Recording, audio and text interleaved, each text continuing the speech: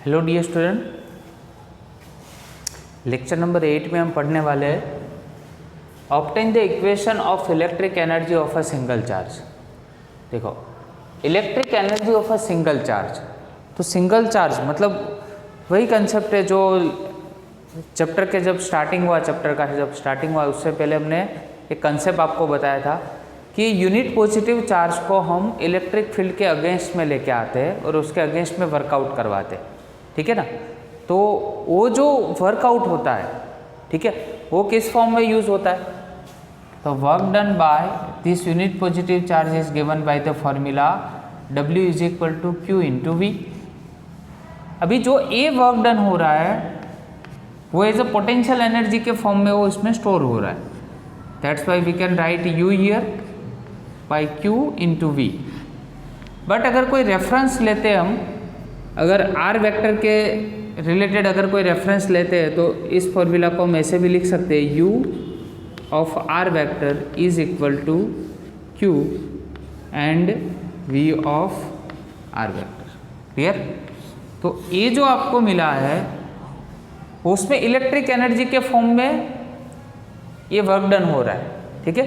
तो हमें यहाँ पे फाइंड करना है इलेक्ट्रिक एनर्जी का फॉर्मूला। तो by simply we can write that electric energy is equal to क्या होगा? Q मतलब electric charge into electric potential.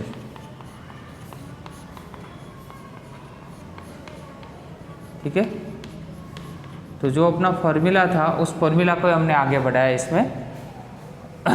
W is equal to Q V, that means वो वर्क डन है। Work done को किस form में लिख सकते हैं हम? पोटेंशियल एनर्जी के फॉर्म में लिख सकते हैं, because this work done is stored as a potential energy in them and with respect to some vector we can also write this formula like that U of R is equal to Q V of R।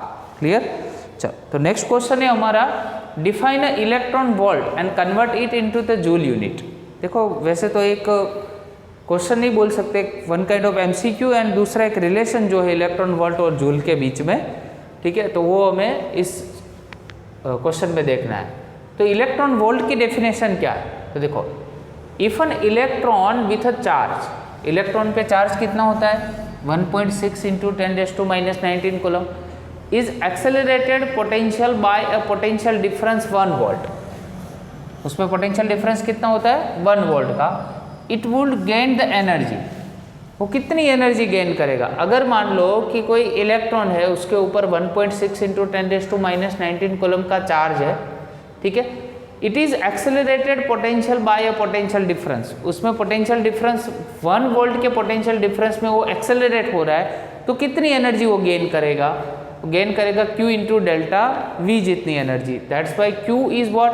Q is a charge of electron which is 1.6 into 10⁻⁻19 coulomb. And what is delta V here? It is a potential difference. तो potential difference तो कितना हमने लिया है? 1 volt, तो 1 volt. That's why it would gain A 1.6 into 10⁻⁻19 joule energy. तो एक relation बना, this unit of energy is defined as a 1 electron volt. इसको हम क्या बोलते हैं? 1 electron volt.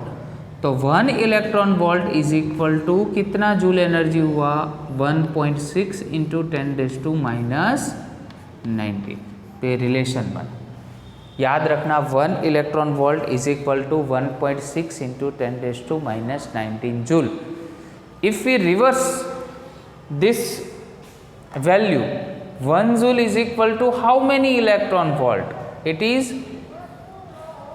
is 1 divided by 1.6 into 10⁻19 electron volt. Clear? ये आपको रिलेशन याद रखना है 1 इलेक्ट्रॉन वोल्ट का। चलो दूसरा, नेक्स्ट क्वेश्चन है हमारे पास कि obtain the equation of electric potential energy of a system of 2 electric charges. We are having 2 electric charges here, Q1 and Q2. Having the displacement vector in between them is R. Potential at charge Q1 is V1 and potential at charge Q2 is V2. Clear? तो हमें find करना है obtain the equation of electric potential energy, electric potential energy के form में।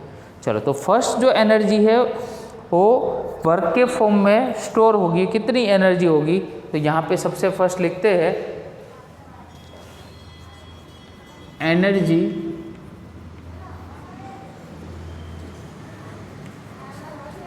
Due to charge Q1. It is actually a work done, so we can write the formula Q1 and V1. As we are taking here a position vector R1, Q1 and V1 of R1 first, and same energy due to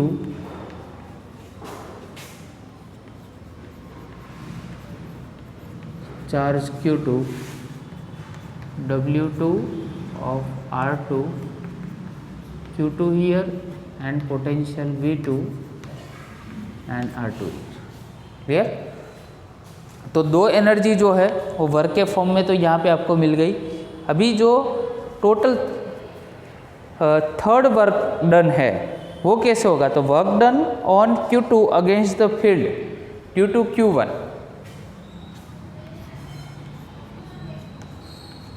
work done on Q2 due to Q1, इसको हम W3 name देते हैं, है समझ में? तो उसमें दोनों चार्ज होगा क्योंकि वर्क डन इस पे हो रहा है। किसके अकॉर्डिंगली हो रहा है? Q1 के अकॉर्डिंगली हो रहा है। That's why W3 is equal to क्या लिखेंगे?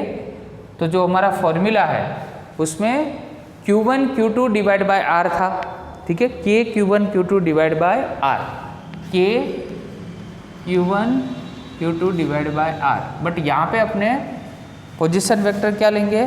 1 और 2 के अकॉर्डिंग है, मतलब R12। तो टोटल वर्क डन क्या हुआ? W is equal to W1 plus W2 plus W3, W1 that's why Q1 V1 of R1, Q2 V2 of R2 and W3 मतलब ये दोनों के बीच में Q1 Q2 R1। ये तो total work done. Next question है अपना, derive equation of potential energy of A electric dipole in a uniform electric field. देखो ये यूनिफॉर्म इलेक्ट्रिक फील्ड है, उसमें अपने यहाँ पे एक डाइपोल रखा है। चलो, डाइपोल का कौन सा चार्ज है? नेगेटिव चार्ज है। ये कौन सा चार्ज है? पॉजिटिव चार्ज है। ये दोनों के बीच में डिस्टेंस ऑलवेज फिक्स होता है 2a जितना डिस्टेंस। अभी डाइपोल है, ये यूनिफॉर्म इलेक्ट्रिक फील्ड के साथ थीटा एंगल फॉर्म कर रहा है समझ में? कितना एंगल फॉर्म हो रहा है? Theta angle. तो देखो अगर ये डाइपोल जब इलेक्ट्रिक फील्ड में होगी तो उसके साथ क्या होगा? कोई ना कोई एंगल क्रिएट होता होगा, तो उससे वर्क डन होता है। तो वर्क डन का फॉर्मूला क्या है? Work done is equal to force into displacement, ठीक है? बट यहाँ पे डाइपोल ऐसे एंगुलर मोमेंट पे घूम रहा है, ठीक है? तो एंगुलर के लिए क्या होता है? एंगुलर फोर्स कौन सा होता है? हम टॉर्क लेते हैं। तो फॉर्मूला क्या होगा? वर्क डन बाय, यहाँ पे लिख देते हैं वर्क डन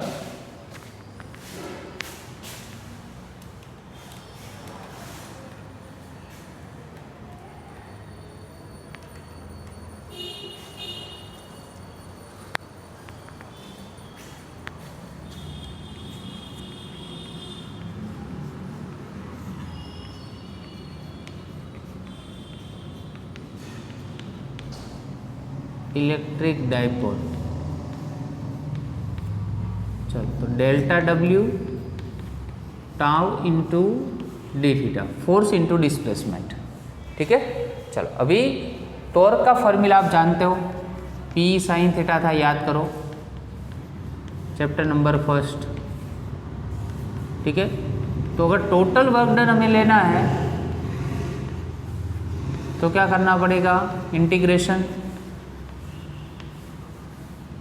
तो work done, total work done, कहाँ से कहाँ स्टार्ट करोगे? थीटा से लेके थीटा 0 तक।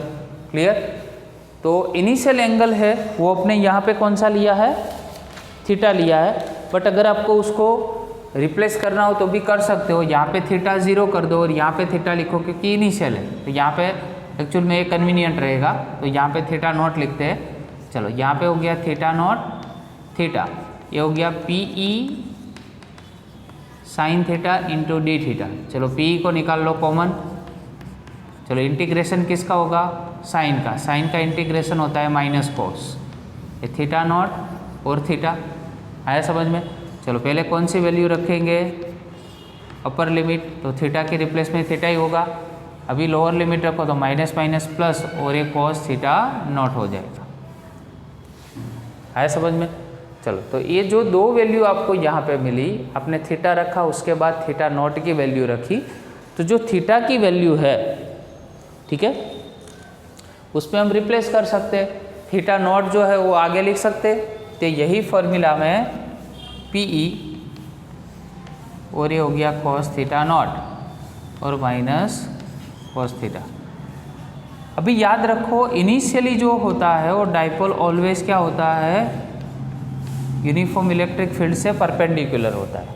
तो theta naught is equal to pi by 2 यहाँ पे रखिए, तो cos pi by 2 that means क्या हो जाएगा 0 माइनस कोस थीटा। तो we can write the formula like that cos theta and work done is stored in a form of potential energy, so we can write this formula like that also, minus P into E.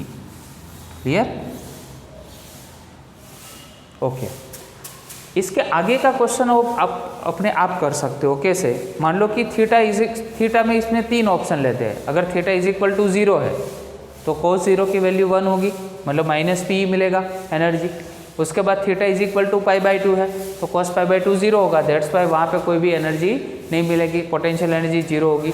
अगर theta is equal to पाई है तो पाई that means anti parallel है, P और ई मतलब दोनों एक दूसरे से एंटी पैरेलल है, तो एंटी पैरेलल में थीटा इज इक्वल टू पाई रखोगे तो उसका -1 minus minus plus that means plus P E की वैल्यू मिलेगी। तो उसके बाद का जो क्वेश्चन है वो अपने आप को होमवर्क में करना है। उसमें 3 केस लेने हैं, theta is equal to 0, theta is equal to pi and theta is equal to pi by 2. Clear? Okay, thank you very much.